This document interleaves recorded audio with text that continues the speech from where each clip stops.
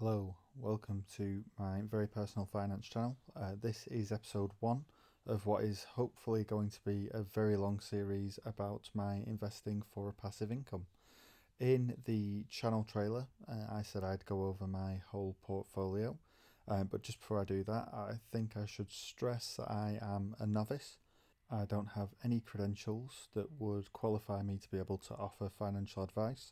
And if you're coming here because you're in financial trouble, you should definitely seek a proper professional and not some random human on YouTube. Now that's out of the way, I'll go over my portfolio. So I have got 40 shares in Aviva, 100 shares in BAE Systems, 100 shares in Investec. I've got 60 shares in an ETF called iShares UK Dividend. I currently hold 1,000 shares in Lloyds Banking Group, 50 shares in Nordic American Tankers, 1,500 shares in Powerhouse Energy, 130 shares in Tritax Big Box, 150 shares in Vodafone, and 55 shares in Wisdom Tree Crude Oil. All in all, that brings my Trading 212 portfolio up to £2,000.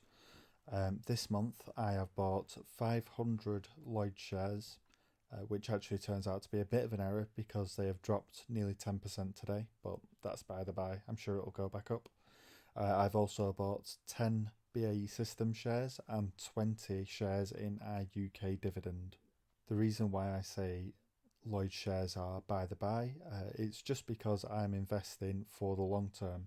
So anything I buy, I don't plan on selling for at least the next 10 years.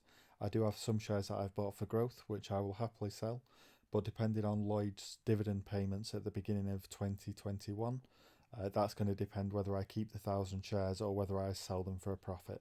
So far, for the year to date, I have received £5.17 in dividends. To be honest, that's terrible. I was hoping for some more, but obviously, coronavirus struck. Companies are now holding their own cash rather than paying it out to shareholders. So, this is just part of the natural cycle of things, in that they're going to do what they have to do to survive. And then, hopefully, when times are less tough, they'll pay out more dividends, which will be better for me in the long run because hopefully I'll have more shares. And that's about that for Trading 212. Moving on to RateSetter, I've got £1,000 in there. I'm looking at taking out all of my money from RateSetter. I was happy with them up until a couple of weeks ago when they announced that they were in talks to be bought out by a bank. And since then, I've wanted to take my money. Now, as you can see from the footage in the background, I'm currently 17,000th in the queue to get my money out, so I won't be getting it anytime soon. I think that's something to be aware of when you do invest. There are times where you won't be able to take your money out if you need it. Fortunately, I'm in a position where I don't need it, I just want it. And as soon as I get it, I think I'll put it straight into Trading 212. I've got a couple of ideas for what I want to do with that £1,000, but until I get it, I can't do anything with it. And that's about it portfolio wise. If you've made it this far, thank you very much for listening. One thing I will say is I recommend reading a book called The Richest Man in Babylon.